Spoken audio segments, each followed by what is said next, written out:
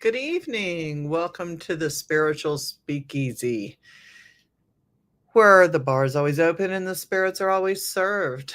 We had a cancellation tonight, and so we are going forth and we are speaking about holding space and what it means to hold space. When a practitioner says that they're holding space for you, or we're going to hold space for something, or we even say like online, and I'll post things like we're holding excuse me, frog in my throat. I'm going to hold space for you. It means I'm thinking about you. I'm keeping you in my private, personal, protective bubble, if you will. And so there's certain terminology we do to get our shops ready, to get our tables ready, to meet and greet people. And there's different levels of holding space. And kind of had an interesting thing happen this afternoon while I was recouping from the black moon, the dark moon last night. Was I had somebody stop by unexpected, and it's a blessing, but it's also stressful for me because I hold space for people when they come into my house. I also hold space for my household, the people in my household, my environment in my household, like the space in that area. And so trying to keep the chaos out, the nasty entities and the negative energies out of my environment while I'm protecting those within, including the client who has stepped into my environment. When people want to share a conversation with me, they want to hold a conversation with me and talk about personal issues or personal trauma or things that are going on. Number one, it's very important that I'm not distracted, but it's very important that they're allowed to speak their truth and be themselves. When you're not able to do that, it makes it very difficult for that person to be able to open up freely without having issues communicating, or there may be attachments or energies or trauma that won't allow them to speak what it is they need to speak. And so from my point of view, holding space is always something sacred to do. So I'm an appointment only person. Uh, I don't have a shop that you can just like walk into and buy stuff. I'm by appointment only, and I do consultations on my own time, like when I schedule people, because that way I can, have my area cleaned and nothing in my area and nothing on me is going to bother you, and vice versa. So that's kind of what holding space is. It's a sacred, clean time, clean area, thoughts, keeping you in thoughts and prayers, if you will. Some people don't like the word prayer. Keeping you in a meditational form where I'm making sure in a special little cube of my mind that one person is able to, like, nobody can get in and hurt you during that time. That, nothing can attack you in your area of sickness or your time of sickness or grief or whatever, just so that good things can come in and the positive energy and the healing energy can come in. So that's in a nutshell what holding space means. And it's important to me to do that, like I said, because it's a safety issue, it's a boundary issue, it's a clean issue, it's a spiritual clean issue.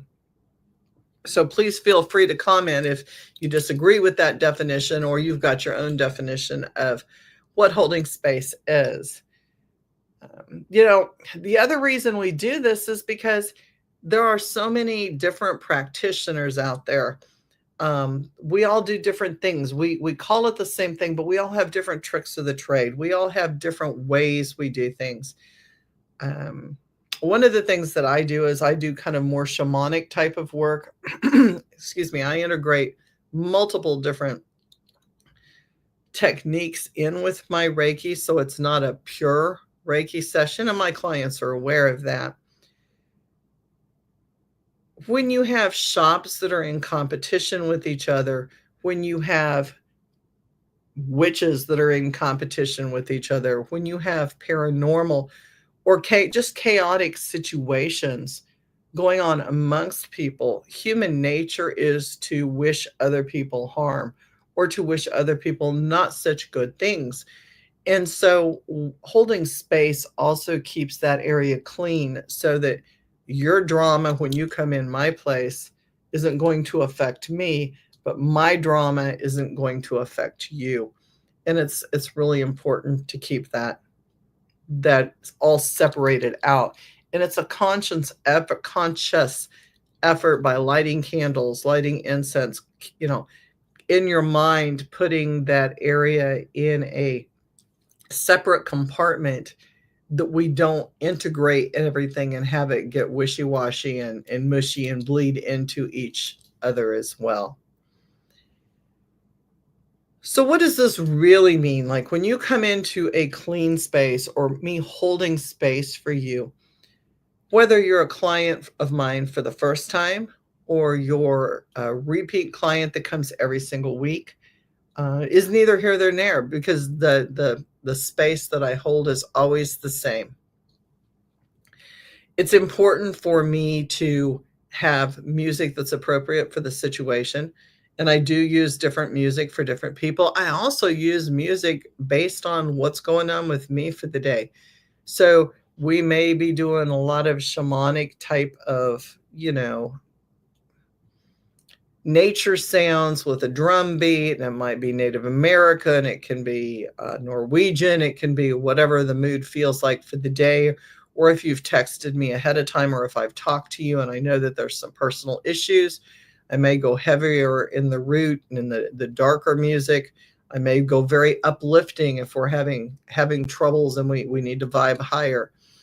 So I set the tone music wise with what I need and what I need to work with the client. I often use incense, and my particular incense is a clean burning resin, and it's frankincense or frankincense and myrrh. It depends on what I have. Usually it's frankincense. Myrrh tends to set off people's allergies a little bit more. When I'm actively involved in a session, I'll add benzoin if I have to. I have to ventilate with benzoin. It's pretty toxic, but I will use those. That's holding space, and I will clean my area ahead of time with that. And Palo is always a good thing to use as well. People ask, well, do you use sage? Without getting into the whole sage controversy as to whether it's something that was taken from someone else or if you are authentic and you can use sage or not, I'm not going to get into all of that. I particularly do not like sage. It's just a Julie thing. Julie does not vibe well with sage. It's not something that I tend to smoke with or cleanse with. I can if I have to, and I have a stick right now that's been lit that's sitting in my shop, but I don't use it routinely. Candles depends on what I'm trying to do. You can hold space without lighting a candle. I hold space mentally for people all the time. And that doesn't mean I have to light candles wherever I'm at. If I get a call that somebody's very sick and they need me to hold space for a family member or for themselves, I'm in the grocery store. I'm not going to light a candle in the grocery store. I go to a place really quick in my mind and I set up my little perimeter and I put them in it and I send them white light and love and healing or whatever it is that they need. And that's how I do that. That's really nice to set up space for clients. You have the lighting low or off. You have things grounded. You have to be very, very well grounded yourself. You have to be clean yourself to be able to hold a good solid space for someone who, especially if they're ill or they're going through a lot of chaos, it's important to do that. If you're out in left field running around being the squirrel, which some of us are a lot of the time, that's not a way to hold space. You have to be able to maintain energy and focus, and you have to be able to not draw from your own body. It's important that we do not draw this energy from ourselves. We are filters from the energy that is around us, and we learn how to work with the energy that is around us and take from the sky and the wind and the trees and the earth or the fire, wherever we're sitting at, we have to know how to take from that to hold space and use energy. Holding space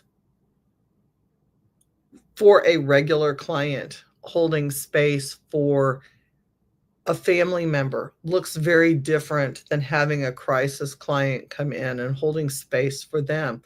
Or when I'm doing rebirthing classes, or I'm doing even Kundalini dance classes with a client, and trauma hits or they release something.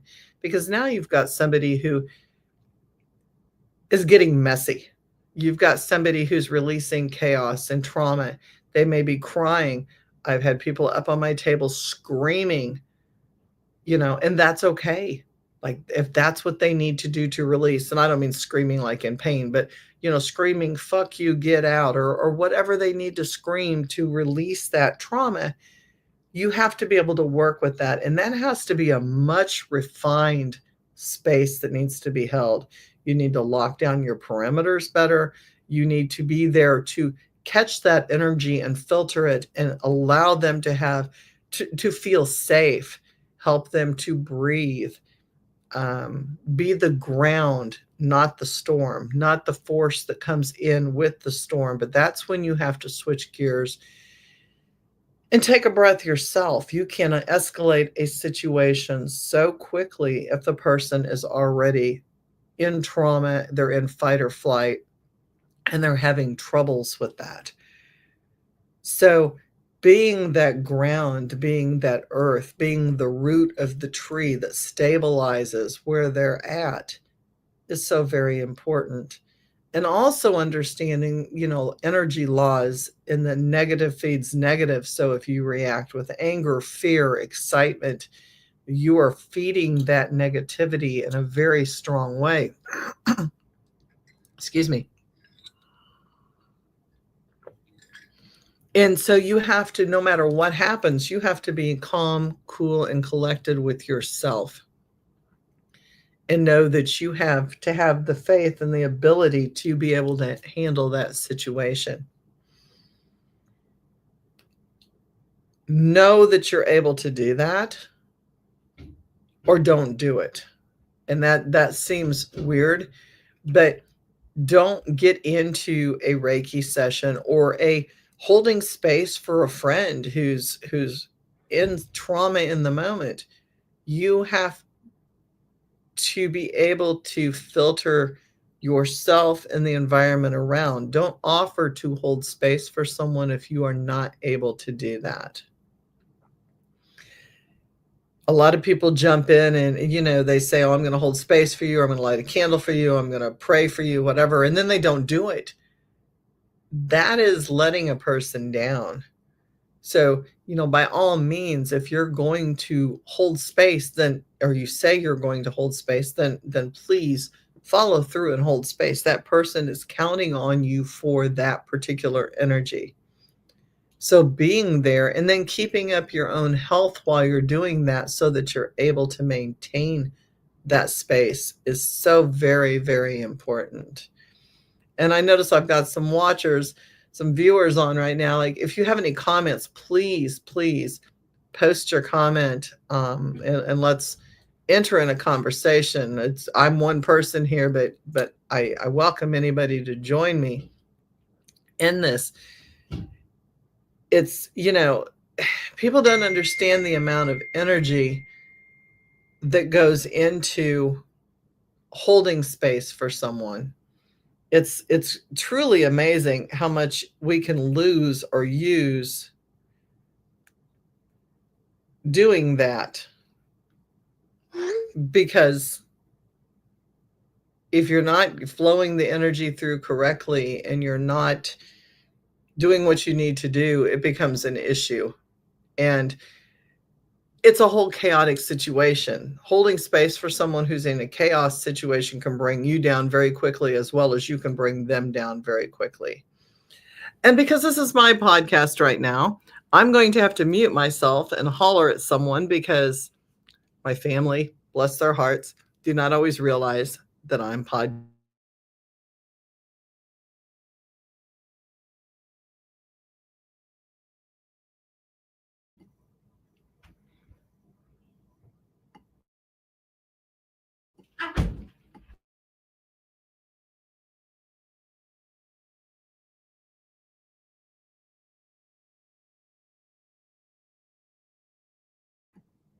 And raising a 12-year-old grandchild is sometimes frustrating. So anyway, I had to tell him to ride his bike home. Say, holding space. I will hold space for him while he rides his bike home. So we've talked about holding space and what it means to hold space and what it looks like with different things, like, setting up for a client versus holding space, or just having a friend call and say, hey, my mom's sick, can you hold space? Breathing helps me hold space. So I have to anchor myself before I can hold space for someone else. I have to make sure that I am in a position to be able to hold space. What that looks like for me is being able to sit with myself for a minute in quiet. I may close my eyes. Going outside if there's a lot of chaos going on inside. I have 4 pets. Sometimes it gets a little ridiculous. TV's going, so I may take a step outside if I say I'm going to hold space for you. Sometimes I just close my eyes and I'll feel my heartbeat, and I breathe with my heartbeat, and I'll feel my heart beat so many breaths up. I'll hold it, and then I'll release it. And that helps me figure out where my heart's at, because you get a phone call or you've got a client coming that's going to be a rough workout. You have to make sure, like I said, you have to make sure you're grounded. So knowing where your heart rate is at and being aware and leveling that with breath and movement so that you're not too excited and your blood pressure isn't up, and you can get that calmness with the breath. I use smoke as an anchor. My spirits like tobacco. I don't smoke cigarettes, but I will shotgun cigar smoke in the area. I also use fire. Water is not calming to me. I will have a dish of water setting out, but I personally do not work in water. I'd rather light a candle and work with the flame, work with brick dust and moon water. Clearing clients and balancing rooms, I will put dishes of water around with brick dust. There's things that I will do to ground my area in preparation for that. My music is always a different vibe than a lot of people use. I've gone from anything from classical, which has usually a higher vibrational or what am I trying to say? Hertz frequency. But I also go very low depending on that client and what I need to do. Sometimes I go all the way down to root chakra level grounding for myself. I won't start out high. High is too high of a bounce for me sometimes. So I will start out with very tribal, very earthy music, as well as going outside. Those two together really work well for me. And then I've got my incense lit, so I'm working with the smoke from the incense as well as working with the cigar smoke. I'll have a candle lit. When I'm working with a client actively, and as I'm working with energy patterns, and sometimes my clients are what I call, they have very chaotic energy. I go to a very dark playlist. I have darker, more hardcore, sometimes techno. And if I'm not using that to draw out really dark things, I'm just leveling, I will do the shamanic type of music. It just kind of all depends, but I base my playlists on the clients that I have coming. If I have to hold space for somebody and I know that they're going into surgery, or I know they've got something, I definitely use higher vibe music for the physicians and for that client as well. What I use for my shop or my table, a lot of times will be, especially if I'm doing an extraction, I have a playlist that rides high, dips very, very low, and the low is very bass and kind of what I would call hardcore. And then I pull them back up with more uplifting, and so that the vibrational pull goes to a higher, when they leave at a higher frequency. But I'm not afraid to do the dip down low to pull, because a lot of the things that I pull off of people vibe very, very low. And so I meet them at that level rather than trying to raise something that vibes low high, if that makes sense. It's just easier for me to meet them. I wouldn't recommend, unless you're ready to work with that kind of vibe, don't do that. But that's how I do the things. Boundaries. Boundaries are really important. Boundaries for everything. Boundaries between yourself and other shops. Boundaries between you and other practitioners. Boundaries within fields. I have boundaries up between metaphysical work that I do with paranormal work that I do. I try not to let the paranormal work that I do cross over into a cleansing of a client, except for when I know that something is going to be there, and then I might go to more the paranormal side. It's important when working with other practitioners and you're holding space for clients or family that you set clear boundaries with those practitioners too. A lot of times we refer patients or clients back and forth to each other depending on what the needs are. And it's really important to know what your limitations are. And if it's not within the scope of what you're doing or what you're capable of doing, to be able to say, that's not what I work with. I'm not going to take on something that is above and beyond what I'm able to work with. And I have run across a lot of practitioners that think that they want to work in the areas that I work in, and they don't have the capabilities. They're very love and light, and I'm not saying there's anything wrong with being love and light. I'm not making a judgment there at all. But if you're love and light, you're not going to work with lower level things in demonics. And don't try to take on somebody and make it love and light if it's not a love and light thing you're dealing with. Please feel free to refer those people on to someone who can handle that.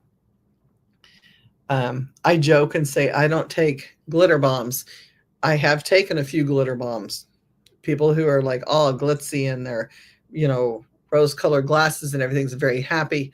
It's ended okay. It's been okay. But it's harder to vibe down than it is to vibe up if you're not used to that energy. And it causes trauma within the practitioner too, because they don't know what to do with the people that come in that have things attached to them that are lower vibrational. If that makes any sense. Let me know if that doesn't make sense in the comments, and I'll answer to that too.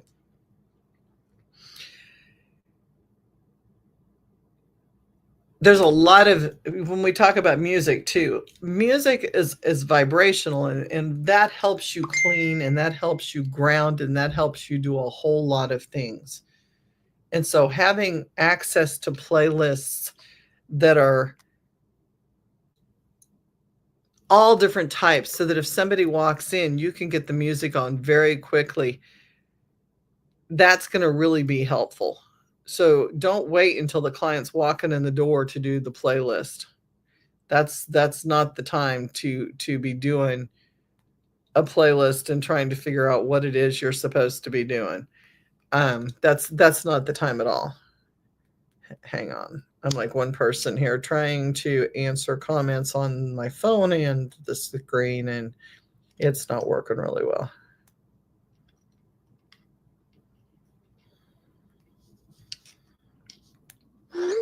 Okay. Hellcat, hi. I'm so very cut and dry on my current boundaries, comfort levels. I do what I am proficient at and hand the rest over to a respected colleague. Yes, thank you. That's so important. And there's things that, yeah, I mean, I work with a whole lot of stuff and a lot of negative stuff, but there are still certain types of things that I will not delve into. I don't have the time, I don't have the energy, and I have boundaries even within my clients. I am very big on you cannot be active in your addiction. Now, I have broken that rule twice. Um, how did it go? I chased things around my house for a couple days, could not contain some of the energy. It was kind of above and beyond my scope. And I felt like more of a counselor, which is out of my boundaries. It didn't go well for me. I think it went okay for the person that I was working with, but it's scary to me to have to be where I'm not comfortable. And there's triggers. Like if you have triggers for things, like, if you've had addiction in your family and you've had to deal with that, or you've had abuse in your family and an abuser comes in to be on your table, that's not a good fit. Move those people on. And I'm not saying move them on to not be in your place. Refer them to someone who will actively take that particular issue. There's nothing wrong with saying I'm not comfortable with dealing with that, and I'm straight up will tell clients I can't work with that. I choose not to work with that. It's a trigger for me. I am not efficient, nor will it be a good working relationship.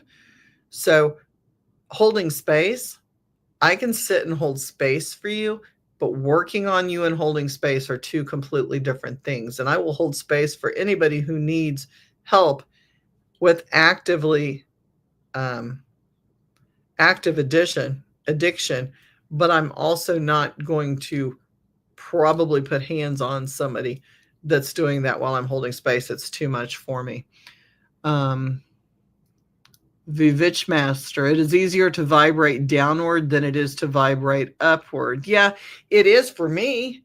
But there are a lot of people out there, and I'm not sure how this goes, but there's a lot of people out there that will say that they are love and light and love and light only, and they won't read if they're readers. No, we don't read anything demonic. We don't read anything negative. We poo-poo that. The door's closed.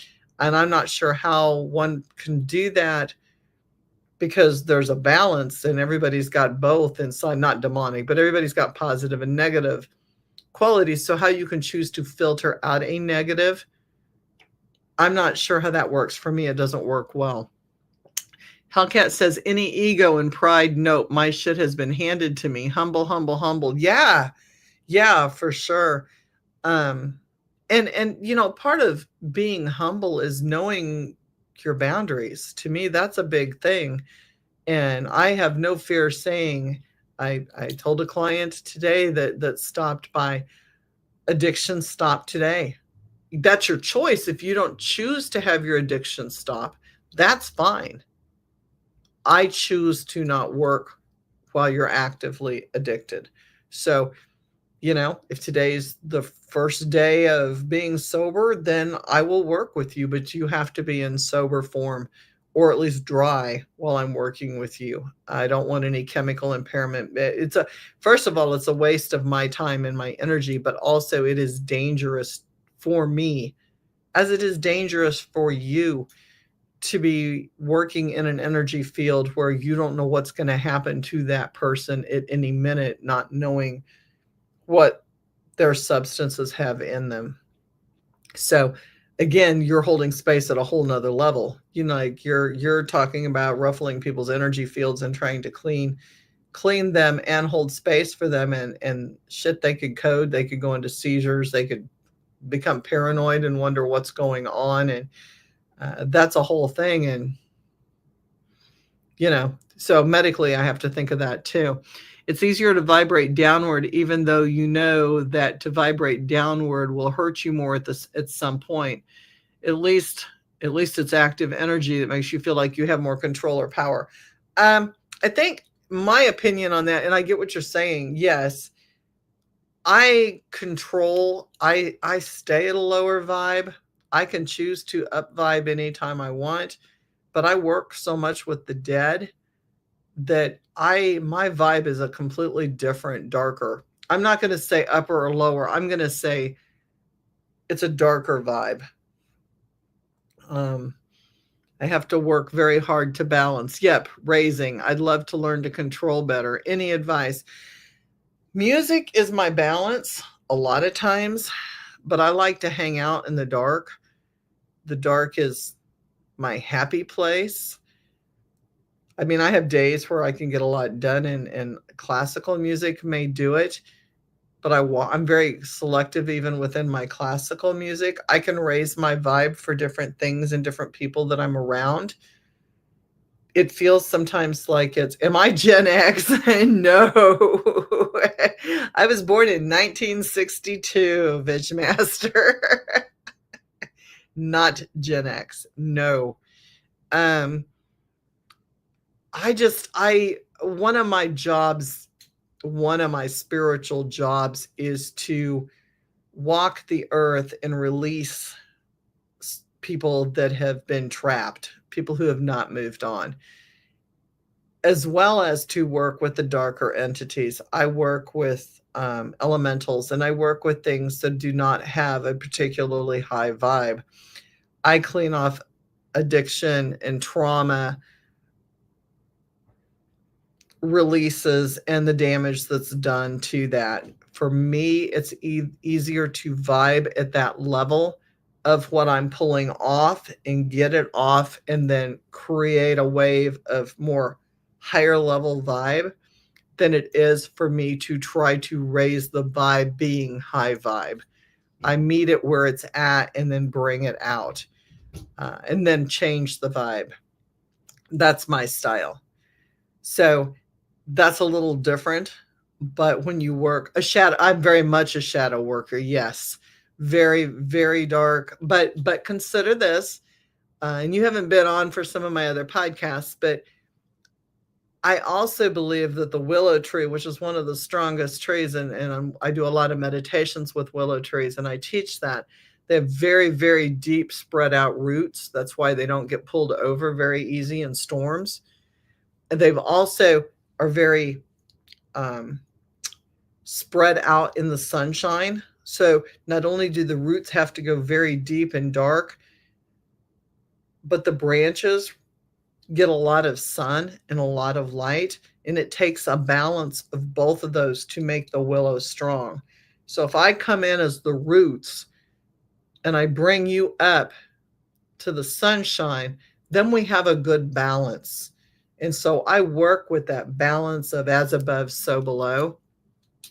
And I see it as a balance. So hanging out in the dark or hanging out in darker places, I spend a lot of time there, but I also make sure that I come up for air and I come up for sunshine. And I do a lot of grounding work. I do a lot of salt work. There's a lot of things. There's a lot of essential oils that I do to vibe at a higher level and stay clean as well. But when I hold space in a totally different way than a lot of other people do. Music is my balance, and I use music to get me to drop fast, and I can drop as low as I need to go. I can also come up as high as I need to if I've got a good playlist. And I make sure that I do that.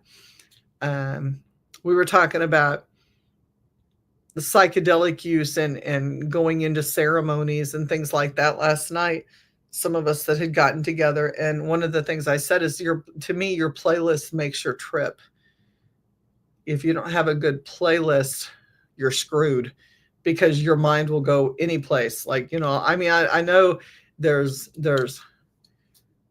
young ones out there that, they can watch Ren and Stimpy and be higher than a kite, and that's great, but that's not a spiritual. There's nothing spiritual about Ren and Stimpy, although I do love that. It says you swim in the darkness to heal the dark trauma, but do you remain there after the healing is done and sleep in the abyss? That's a really good question. I have been known to sleep in the abyss. I have been known to hang and play in the abyss. I hung out too long with my knee surgery and dropped way too low, and learned a very important boundary there. That was 5 months too long in the abyss. So I make sure I come back up for air and I reset. And I have different methods that I reset. I have a salt sauna. So, hey, hey, Angie. Angie's one of my witch sisters. Yes, ma'am. I do. I'll get on my mat now. I have daily practice now. So, since my knee surgery and my 5 month dive into my own personal hell, I have learned that when I'm done with the client, I'll rest, I hydrate, I have a cleansing detox crystal mat that I get on, I use my lights, I have a salt sauna that I will get into. There are things that I do. So my practice is much more controlled for keeping myself up higher. And even though my music is sometimes questionable as far as which way it's vibing, it's energetic and I'm moving, which keeps a lot of my chakras open. And as long as I'm moving and I keep going, my theory is that I'm probably vibing higher than if I was laying on my couch, kind of vegetating, doing nothing. So, yeah, I like to take deep swims in the darkness, but I do come up. I allow myself time to now in between. Like, I only do a client a day. Very rarely will I do 2 clients in one day. Angie has a whole different schedule, my friend Angie, who's on. This is her livelihood. This is not my livelihood. This is not why I do what I do. So, and if I'm doing investigations, I don't do clients the weekends that I'm doing investigations. Like I don't mix the two at all. I have to be completely rested from a paranormal investigation to hold space for clients. Angie says those are several things I do as well after extracting intense energies. Yeah, you have to. And I will not tell somebody, hey, I'll hold space for you if I don't have you. I mean, if it's 3 o'clock in the morning and I'm doing an investigation still and somebody's in crisis, I'll get you in the morning. Like I will start holding space for you in the morning. And, I think Angie and I have had this conversation too. I'm picking on her because she's like, and Bitch Master, I've got a lot of good comments coming on. Keep them coming. If she called me once when I was at a facility and I'm like, oh my gosh, this is crazy. I talked to her the length of time that we needed to talk. And I said, I'll get you in the morning. Like I got you, but it's going to be in the morning. Like I'm real cautious if I can't put energy out. It's like putting 6 fires out with a fire extinguisher, that's a kitchen fire extinguisher. It's going to spew and then you're going to be done and you're not going to be able to continue to hold space and do the things that you do. So I don't overuse, overexert my energy either. I'm very cautious of those things. That's really important. So that's boundaries too. Like think about your boundaries for yourself to protect yourself. Think about your boundaries when you're working with other people. Angie and I, when we work together to clean people, she's always reminding me, quit playing with it, get it out, throw it out, get it out. Because I tend to hang on to things for a while. She says, I do not do the paranormal, but I have worked with you many times in extracting these energies. Yeah. So she's a catch and release person, and I'm a let's put it in a tank and see what it can do.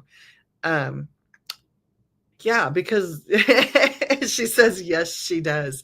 It's, to me, how do you recognize something to pull off of somebody if you don't know what it feels like and smells like and looks like and tastes like? And I get into all my senses with it, but I also have learned this time around because, we're still learning. I mean, at 63, I am still learning the game and I'm still learning to push my boundaries and what I can't push and what I can push. And one of the things that I cannot push anymore is to keep and hang on to unless I'm using it. And so, yes, I do release most of the time now. I do have vessels and I do tend to sometimes put things in vessels for future use. but they're not actively draining me either. They are sealed properly. So that being said, and no, none of them are human. So I don't capture human spirits. That's not what I do. So I felt compelled to say that too, because that's not cool.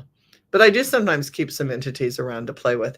And sometimes I would not recommend doing that unless you know what you're doing.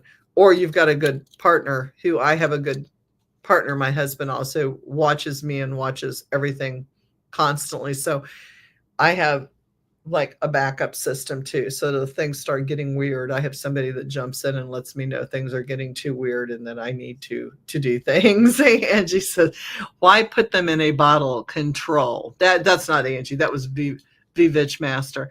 Why? Yes and no. Like sometimes there are lower level or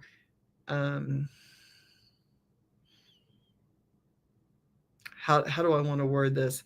Sometimes there are things that come through that can be used and don't mind being used. And so I don't force things into vessels. Sometimes contracts can be made, sometimes there's learning opportunities, and truthfully, if I'm going to destruct that negative energy and take it into something else, it might choose to stay and help someone else rather than being changed into something else. If I bottle it and I keep it fed and I take care of it, I can put it on a leash and use it. It's very much a voodoo or a hoodoo type of thing scenario. And I do tend to do things like that. Now, does that mean I have hundreds of them? No, we're talking a select few. Angie says there are times when we need to do that. If you're sitting in a convention center with 200 vendors and,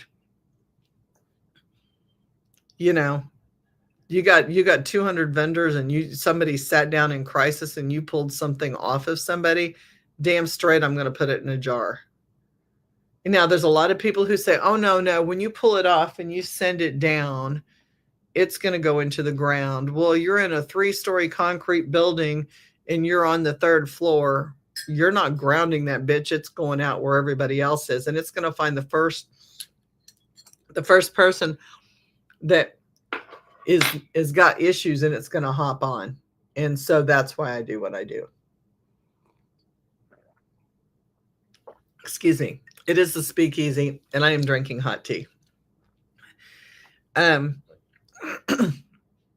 I've talked a lot, and I've got crunchies in my throat. So that's kind of the difference in what some of us do. That's the difference in holding space when you're doing straight Reiki, or holding space for meditation, or holding space for the clients that both Angie and I work with that have potentially destructive energy on them. There's a difference in that. I hope that answered your question, Vitch Master. Let me know if you know. It's not a control thing. Angie says those places are harder for us to release those energies, and it's harder to focus, and it's harder to hold space, and it's harder to stay clean. And all of those things are things that I think about, as I'm sure Angie does too. We think about that when you're in that kind of area, and being able to control something that isn't going to make somebody else sick or has something else there. When we're holding space for ourselves and trying to keep ourselves safe, there's different levels of space too.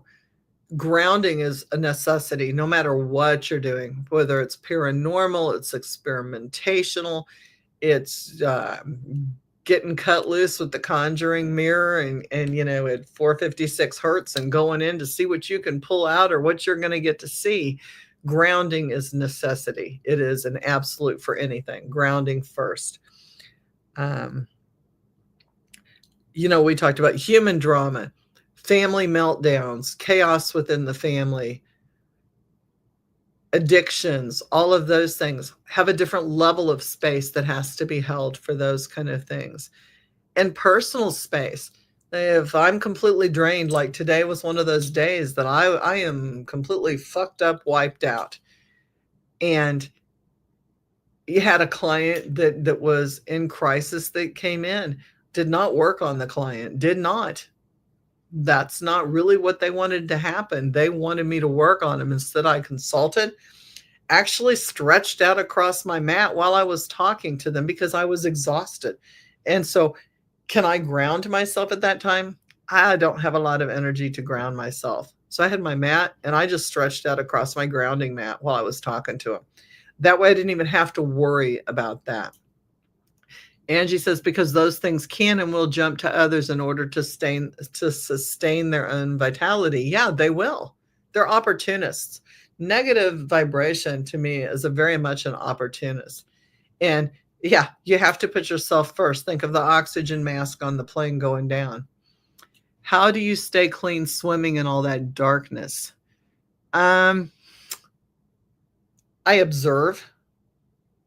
When I'm sitting in darkness, I have boundaries even within my darkness. I have spirit guides that are fucking amazing. You're sorry. Angie says, sorry, I'm a bit late but and behind in this chat. No. So I have, and I know Angie has too, we have spirit guides that we work with actively. My guides are very different than a lot of people's guides. They will filter part of the time what needs to be filtered. Now, does that mean that I'm not going to get strange conversations at 3 a.m. in my head? Apparently, I do, because I do talk in my sleep. I do see things and things are presented to me, but they usually are what I would call benign. I go through ceremonies with people and I go through, Angie says, yes, you do.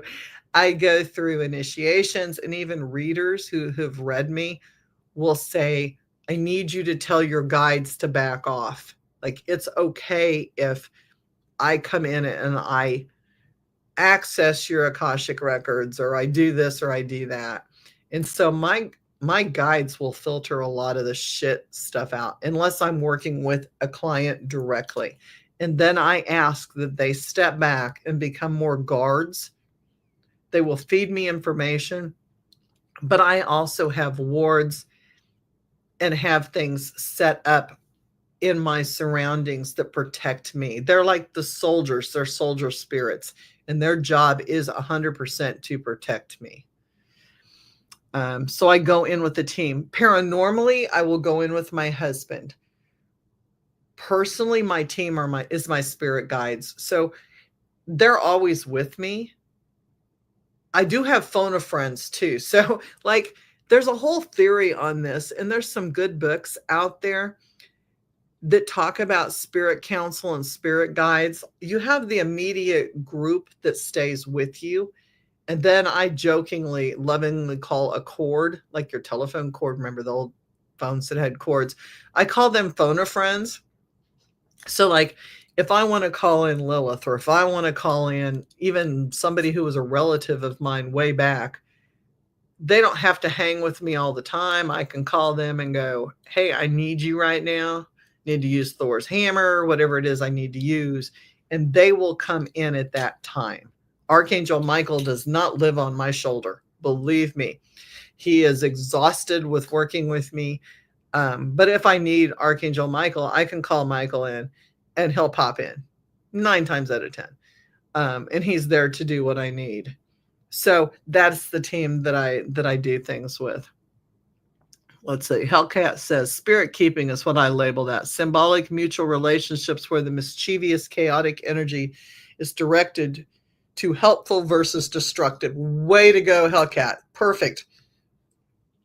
Perfect way to say that. I have that as well and can relate to that. Yeah. Do you embody the spirit guide's powers? It would be, I would have to define the word powers and embody. I use them. They use me as the vessel.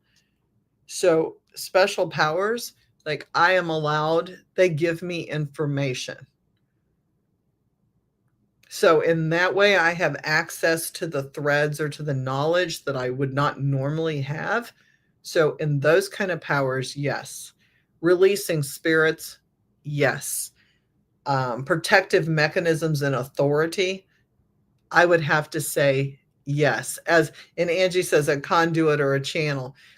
As a channeler, yes. As a medium, yes. Now I have the ability, because of a couple of my spirits, I do come in with authority. So when I walk in and I say, I'm calling in my authority, and in the authority of so and so's name, I command you to leave, and it will leave because I'm using their authority, and I have direct permission by those spirits, and you will feel the energy, and Angie will tell you, and the same when she calls hers in. The authority comes through and you feel a whole energy shift. Like it can go cold and it can go dark and it can go black. And yeah, we've done that together. We can change an entire room's energy within a few seconds. So that's something too. And walking in with your authority, like you learn when you walk into shows or you walk into a hospital room or you walk in something, you walk in with authority. You're coming in to do work. You're coming in to help a client. You're coming in to do something. You move with authority. It's not one of those things where you walk in and you go, I'm holding space and I really hope that this works. There is no hoping that it works. This person is going to have what they need for their higher truth and their higher self, and I'm walking in with it. And that's not egotistical. That's energy. That's energy work. That's not speaking from the ego. That's knowing and having the ability to manipulate the energy around you. And that's where to me, that's where the difference begins. Angie says she agrees. Yep. So having that authority, and I've said this before on an older podcast, I think there's a guy out there, he's got a great TikTok. I don't know whether they pulled it down though. He got censored once. A great video, and he talks about, I'm sure he does too. He talks about coming in with the authority of God, and he is a Christian, and I've nothing against any of that here. We're talking about authority. And he says it's kind of like this. You go in to rob a bank and you hand them a piece of paper and it says, I demand you to hand over all of your money. And it's a piece of paper. And you're just standing there and you're demanding, like, hey, give me all your money. But you're not even speaking. You're handing them a piece of paper. How do you think that's going to work as opposed to, having a gun at your side and going in to rob a bank and pulling the gun up and saying, hey, bitches, you're going to hand me all your money. And there's a difference in response and authority, whether it's scared or it's just common sense. One's going to get you the money and one isn't. Now, this is strictly an example, and I'm not talking about robbing banks here for YouTube people that censor this shit. But when you walk in with the authority of your spirit, whether it be Christ, Satan, whoever you're walking with in that moment to command, you better command it with authority, because otherwise nothing has anything. Vitchmaster says, you feel empowered by authority given to you by the deity. This has a Christian influence. It has an everything influence. Faith. Okay. Hellcat. I missed that one. Hellcat says faith, belief, and then there's knowing. That's what I'm talking about. Yes. Yeah. So no, it's not a Christian influence. The berserkers went in with authority. They went in with violence too, but they went in with authority. They didn't fuck around. And that's the kind of thing I'm talking about. There's no influence there. They knew when they powered up that they were going to win or they were going to die.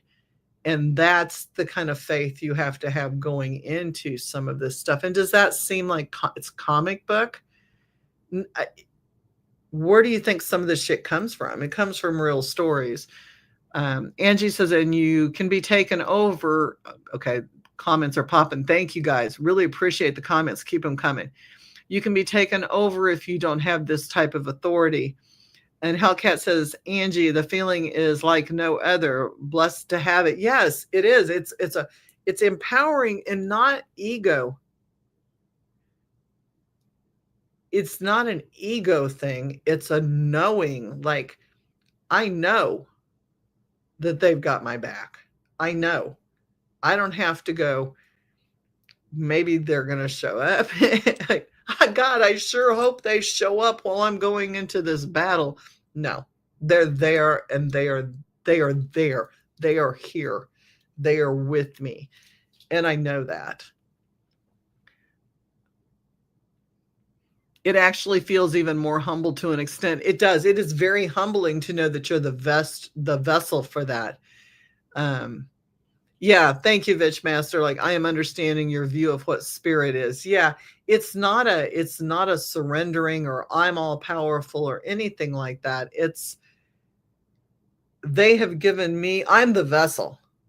So yeah, I'm using their authority, but they're working their authority through me. And that's the thing. It's, and so I realize I'm nothing but a vessel. I am not saving anybody. I am being used by the forces and the energy and the spirit to help somebody when I'm called in. And that, it is a very humbling experience. And it's something that I don't take lightly at all. At all. It's, so when I say I'm holding space for somebody, I make sure that I'm truly holding space. It's a sacred space. And and Angie will tell you, when I light a candle and hold space, bitches better move, because shit happens and it gets cleared out. And the same when she does that. It truly is. I mean, we do that for each other. It's like I said, we're sisters. Good things happen and bad things happen when we do that kind of stuff. We clear it very, very quickly. But that's the purpose of holding space, which is what this is really all about. It's about keeping the area sacred and not letting, when somebody's down on their ass and something's happening to them or a family member, you don't have fucking time to make sure that their enemies aren't going to come forth, or they're, some relative who's a bum isn't going to steal everything from them, or, they're not going to get taken advantage of, or, you want to move on that doc or that nurse or whatever that's impaired, that shouldn't be working with them. And that's what holding space is creating an area that is safe for that person until they can get their energy back up and are able to function normally again. Because when we're down, that's when we get hit the most. And it's one hit after another hit after another hit. It is sacred and safe. Yes. Yep. And that's what we're talking about with this, is making sure that everything cleared down to the vibrational pull is where it needs to be. And yeah, when you talk about diving deep and going dark, when you're holding space, if you feel like something's going on, you got to be ready. Yeah. Which is how I don't understand, the people who function in, la, la, la, la, la, la, la, it's all love and light, it's love and light, it's love and light. There are no dark, there is no darkness. Well, darkness is all around us. Darkness is the absence of light. Because once that vibration drops, it's a domino effect. It is. It is. And so you have to catch that. Vitchmaster, you need to absorb the energy of that spirit guide battery. Yeah, man, it's quick draw sometimes. Yeah, Angie, you're right. I think they're in denial, and I think that they're afraid. I mean, that goes back to me, my opinion. Here's my little legal disclaimer. Not necessarily the views of the podcast station that I'm on, but my particular view is, I think it's the upbringing in a really heavy Christian environment, as we've been taught, Anything low is satanic. I mean, these are the same people that believe that Kundalini flow because there's a serpent involved, and the serpent happens to be the spine, by the way. It's not a literal snake that's up in your body, and moving your hips and moving. They see that as sexual and perverted and satanic rather than opening up your channel, which is your spinal column, to your brain and your crown so that you can actually access the flow of energy so that you're cleaning and grounding and drawing in minute by minute. And if more people were doing that kind of movement, they would understand that there is a body flow as well as a vibration. It is all a vibrational pull. And yeah, that's just my thinking. Vitch Master, you have to go low to absorb the power of the lower, the ones weak enough. Yeah.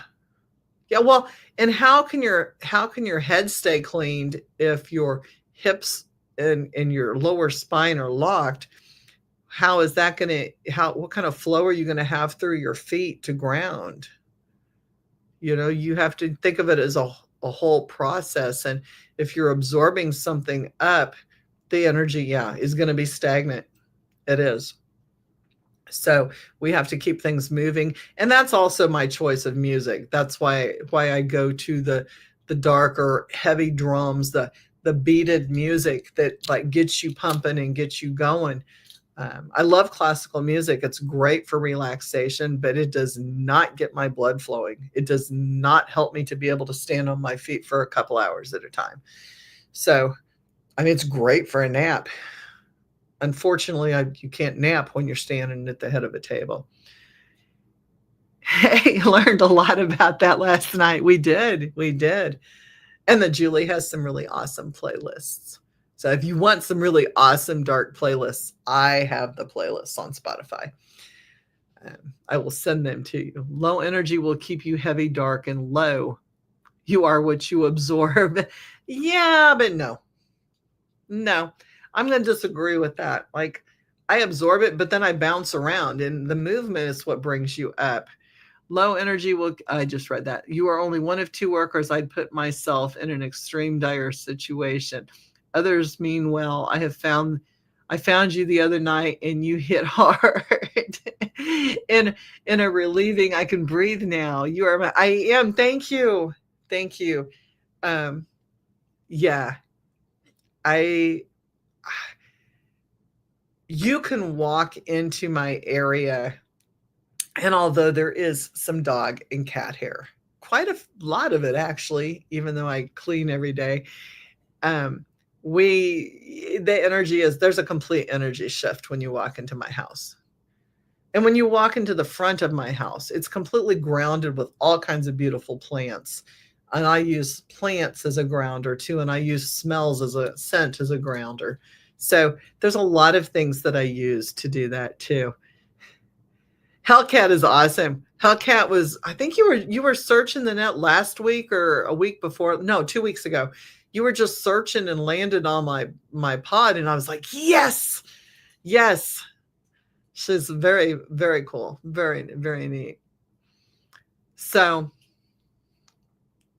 yeah, Angie uses plants too. I mean, there's just something about plants. And the cool thing is so many of my plants, like you can cut, like there's lemon balm and there's peppermint and there's catnip mint or cat mint. And there's all kinds of cool smells. Like when you walk in and you can just like pick most of the stuff you can pick and eat as you're coming in the door, which is kind of cool. So are there any last questions? Any comments? You guys have been like, Angie says, plants, scents, crystals. Yes, I also put crystals in my pots outside. Dogs and cats are a mess, but they fetch our slippers. So my big dog would chew them up because he chews everything up if he's left out. But he's a good dog. He just gets anxious and he has to chew one thing up at a time. It's usually the cat's toys. There's an animosity there or something. I don't know what there is. There's something going on there. Kenny the cat, who's been on my pod, he steals the tops off of my sprays. And and you end up with spray bottles dropped on you. Their spray tops dropped on you. He'll bring you a stick with feathers on it while you're in the middle of a cleansing. He hangs around and chases things that run across the room.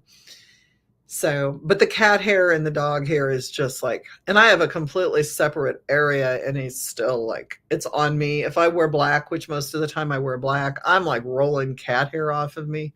It's awful. Angie will tell you, I'll sit down and they'll be like fur where I've gotten up, and that's, using tape strips and everything else. But they're a blessing. Like they raise the vibration. So how do you stay out of the dark? You have cats and dogs. The snake doesn't count. He stays in the dark. Like he's dark. But yeah. Different things like that. And I didn't mention, I have to hold space. I have a whole area of my area that I work in that is, yeah, you do follow me with a lint roller. I have a whole section of my area that's possessed and haunted entity things. Like I have 1800s last rite and exorcism kits, and I have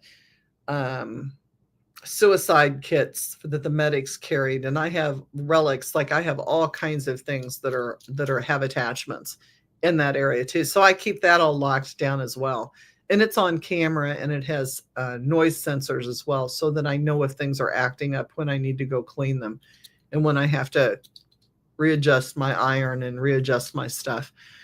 I looked everywhere to find out how to contact you is not successful. How do you? Okay, so on my Facebook page, Julie Couch, JuliCouch. I'm also on YouTube. I have a YouTube channel. This is Supernatural Inc.'s podcast channel. And I give my phone number out because it's on every single business card, and I travel all over the U.S. It is 573-257-1774. It is a text-only number. I do not respond to phone calls. If you send me dick pics, you will be blocked. Or if you spam me, you will be blocked. I say that straight up front because those people have learned the hard way. But yeah, contact me and text. I do bone readings. My bone readings are amazing. They take an hour-ish, usually longer because I talk a lot. That's why I have a podcast, right? And I do cleansings over the internet too, because you can do that as well. So thank you guys so much. We don't play with that nonsense. Oh, okay. Hang on a second. Let me do this. It's going to come on 4 times because I have yet to figure out why it does this. I think it's because I'm on 3 different sites or 4 different sites, so it posts to all the sites. 774 573 257. I'm also dyslexic when I type. Let's see. There you go. 3 times there for you. I appreciate you guys' support. Thank you. Thank you. Thank you. Yeah, thanks, Angie. I didn't put my name. Well, it says Julie like right there on the screen. Thank you guys for being on tonight. The Supernatural Inc. podcast channel. Thanks you. We've got a lot of cool shit coming up. Like a lot of cool shit. Got some surprises that I hopefully will be able to announce this next week. That's really exciting for me, and as well as Raven's Eye Paranormal and the Spiritual Speakeasy, where the bar is always open and the spirits are always served. Have a great week coming up. Don't let the shit get you down. Don't let the man keep you down. Do what you got to do. Stay safe. Stay loving. Stay smart. And until next week, got y'all. Thank you for joining me, and I will see you Sunday at 6 p.m. next week. Thanks, guys. Love ya. Bye.